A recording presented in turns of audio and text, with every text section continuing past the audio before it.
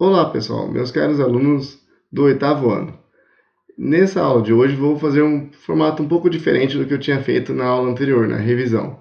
Vou utilizar aqui o PowerPoint para explicando para vocês sobre os processos reprodutivos dos seres vivos. Essa aula, pessoal, é um conteúdo novo que a gente vai trabalhar daqui em diante, depois dessa parte que vimos sobre a energia, sobre os tipos de energia sustentável, limpa, certo?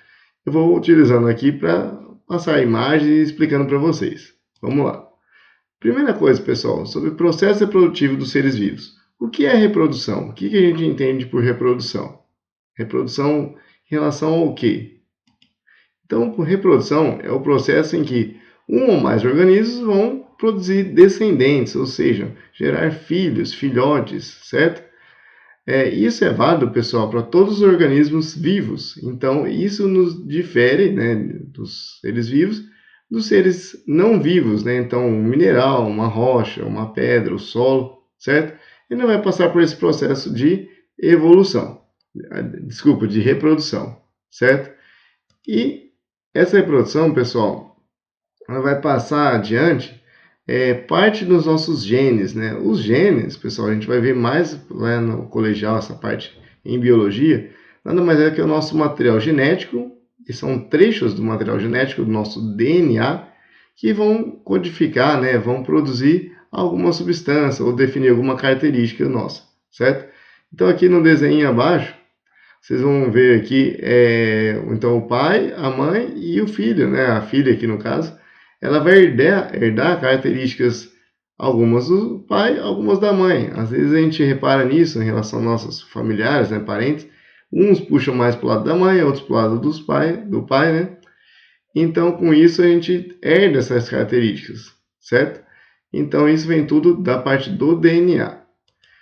Em relação à reprodução, elas são divididas em dois tipos, assexuada e sexuada. Vamos ver um pouquinho de cada uma delas e citar alguns exemplos para vocês. A primeira delas, pessoal, reprodução assexuada. O A quer dizer ausência, que ela não vai precisar do encontro dos gametas, pessoal. Ou seja, um único indivíduo, um organismo só, pode dar origem a um ou mais descendentes, certo? Então, se tiver ali no caso do exemplo, uma estrela do mar, se ela tiver cortada e tiver uma parte do meio dela, lá do disco central dela, ela pode se regenerar e acabar gerando duas, né, estrelas do mar. São idênticos aos genitores, ou seja, aos pais, né? Então, essa célula ou o indivíduo que se dividiu, ela vai ter a mesma característica genética. Detalhe, pessoal, isso se ela não tiver mutações, né, se o DNA ocorrer mutações nele, esse material genético, ou variações do ambiente. Às vezes, se o organismo vive num ambiente diferente do outro, do seu progenitor, então ele vai ter uma característica diferente. Por exemplo, uma região mais quente, outra região mais fria, ou mais ensolarada, menos ensolarada. Então não vai ser necessariamente igual, né, ao genitor, ali ao pai dele. Os exemplos de reprodução assexuada. O primeiro deles, pessoal, do brotamento. Então nada mais é que o surgimento de um broto que vai se soltar do genitor, né, digamos ali do pai ali dele, e vai formar um novo indivíduo. Exemplo das esponjas, né, esponjas aquáticas, tanto marinhas quanto as de água doce. Então surge um broto lateral, esse broto vai se desenvolver formando uma nova esponja, certo? Outro tipo, pessoal, divisão binária ou fissão. Então nada mais é que a divisão que acontece nas bactérias, principalmente. Elas vão ter uma divisão da sua célula, uma célula vai se dividir em duas. Todo o material interno dela, desde a parte do material genético e das organelas que tem ali, que a gente vai ver só lá em biologia, pessoal, vocês vão ver que eles vão se dividir e vai ter a mesma quantidade na célula seguinte. Ali embaixo tem uma imagem que ilustra, né, numa velocidade acelerada, essa multiplicação. Então, uma célula forma duas, duas vão gerar 4, 4 gerar 8, 8, 16 e assim por diante. Então, uma reprodução bastante rápida, né, dessa célula. É lógico, ali a imagem está acelerada, certo? Outro tipo de reprodução assexuada, ou seja, um só indivíduo pode gerar outros, é a chamada partenogênese. Acontece com alguns animais, acontece como eles, os insetos, pessoal. Alguns animais maiores também pode acontecer, e já existem casos de répteis que também reproduzem por partenogênese, tá, gente? Em ácaros acontece isso, tá? Então, nada mais é que a fêmea desses indivíduos é capaz de gerar descendentes. Aqui na imagem à esquerda, um escorpião amarelo, esse que temos aqui na nossa região, extremamente perigoso, pessoal. É o escorpião de maior perigo aqui no nosso país. Então, só a fêmea dele é capaz de gerar filhotes, gerar indivíduos que depois eles ficam no dorso dela, né, na parte de cima ali, até eles crescerem um pouco. Nas abelhas também pode acontecer esse tipo de reprodução por partenogênese. A rainha, por si só, das abelhas, vai gerar o zangão. Esse zangão é por partenogênese. Ou ela gera os óvulos, que encontram o espermatozoide de um outro zangão, né? Vai gerar a operária ou rainha também. Vai variar de acordo com o tipo de alimentação que essa larva vai receber.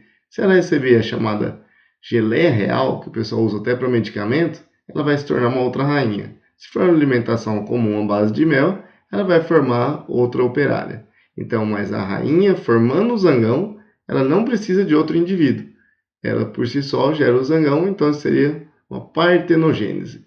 Esses indivíduos, pessoal, que são produzidos por partenogênese, vão ter metade daquele material genético, né, do indivíduo que é de uma reprodução sexuada, que eu vou comentar agora para vocês.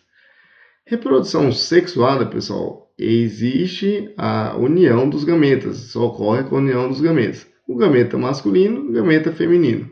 Geralmente é metade de cada um deles, pessoal.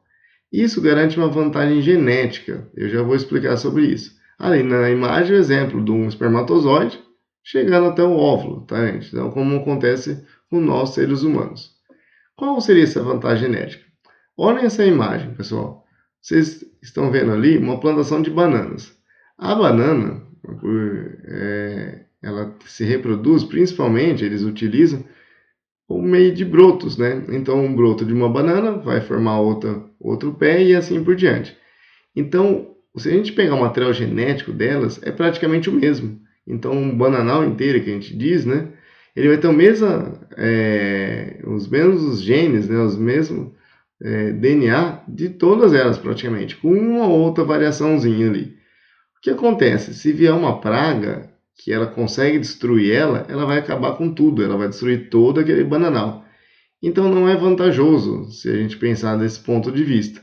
Agora imagina que a gente faz um bananal com diversas bananas de origem diferente, com DNA, né, com material genético diferente, certo? Já vai, às vezes a praga vai atacar, não vai matar todas, certo? Então isso é uma vantagem. Quando a gente tem o processo de reprodução sexuada, juntando os gametas, a gente vai pegar um pedaço do DNA, né, um tamanho do pai ou da mãe, e o outro do outro. De um lado do pai e o outro lado da mãe.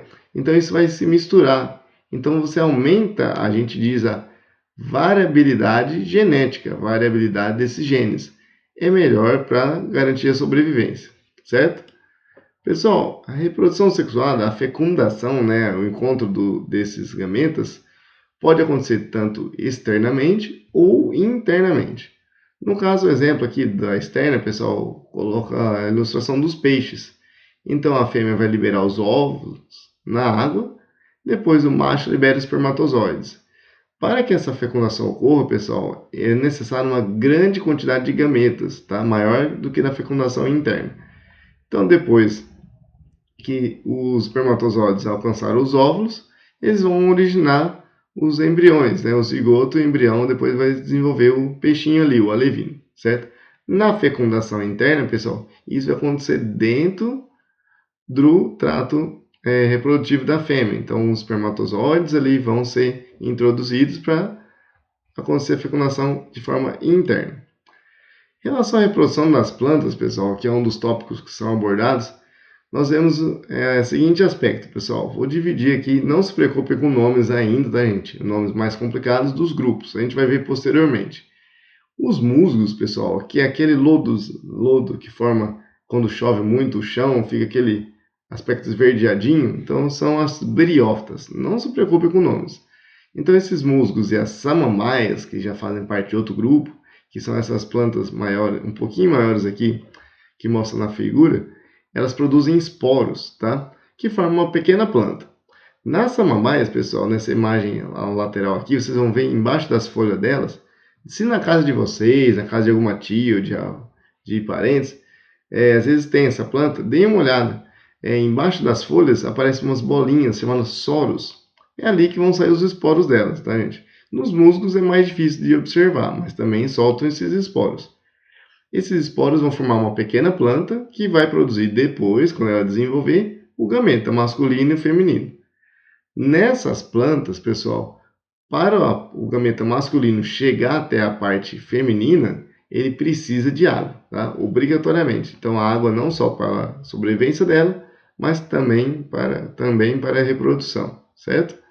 Nas plantas, digamos, mais desenvolvidas, né, mais evoluídas, nos pinheiros, então, no caso ali das gimnospermas, só para comentar um pouquinho, e nas plantas com flores, né, que são o último grupo das plantas angiospermas, ela já vai produzir um pólen, tá, gente? Que é o gameta masculino, e ele vai até a parte feminina, tá? Para que ocorra a fecundação. Nos pinheiros ele vai até na parte que a gente chama de pinhão, tá? E nas plantas com flores, ele vai ter que entrar até na parte feminina da flor. Algumas plantas, pessoal, nas flores, ele vai ter os dois aparelhos reprodutivos, tanto masculino quanto feminino, certo? Na imagem abaixo, não sei se todos conhecem, é uma flor do maracujá, pessoal. E essa flor vai ter os dois órgãos nela, tá? Outras plantas com flores, às vezes uma planta é masculina e outra planta é feminina. Então o mesmo acontece com os pinheiros, viu, gente? Tem pinheiros às vezes que tem o mesmo sexo, os dois sexos na mesma planta, e tem outros que é o pinheiro macho e o pinheiro fêmea, seria algo assim, tá? Então o pólen vai até entrar na parte feminina e vai acontecer a fecundação. Aqui nessa imagem, pessoal, para falar dos agentes polinizadores, a gente vê o que é o pólen, aquele grãozinho, no caso aqui das flores, né? Aquele grãozinho bem pequenininho, amarelinho, tá? Então, exemplo aqui dessa abelha, tá, gente? Então, é um agente polinizador que é responsável por levar esse pólen da parte da flor masculina para a flor feminina, espalhar isso daí e ajudar na fecundação. As abelhas, pessoal, estão sumindo, elas estão morrendo, na verdade. Está ocorrendo um problema em diversos países do mundo que elas ficam perdidas e não conseguem voltar para as colmeias. Eles acreditam que sejam o uso dos produtos agrícolas, né? Os agrotóxicos, ou conhecidos como defensivos agrícolas. Então ainda estão estudando para evitar isso aí, para não causar mais danos, certo? Então a abelha é um agente polinizador, leva o pólen, que é a parte masculina, o gameta masculino, para a parte feminina das flores. Outros agentes polinizadores, as aves, tá? Então, exemplo ali, o beija-flor, os insetos, como eu já falei, então borboletas, besouros, abelhas, tá? E ali no cantinho, os morcegos. Os morcegos também podem ser agentes polinizadores. Então, eles vão se alimentar, captar, né, o néctar das flores, e com isso passar o pólen da parte masculina para a parte feminina. Esse pólen também, pessoal, pode ser deslocado através do ar, então pelo vento deslocar, e também pela água. Pode acontecer também esse tipo de polinização. Então a parte chegou lá o pólen, vai desenvolver e formar depois a semente. E podendo formar também o fruto, tá? Esse fruto é comido, às vezes, pelos animais, e a hora que eles realizam as suas necessidades, como se diz, defecam, então essas sementes vão cair no solo e vão gerar novas plantas, certo? Ajuda a dispersar também. Mas esse é assunto para uma outra aula. Certo, pessoal? Isso é o que eu tinha que passar para vocês hoje. Espero que tenham gostado aí da nossa aula, pessoal. Dúvidas, a gente vai conversando ao longo das nossas aulas, certo? Valeu, pessoal. Obrigado. Até a próxima.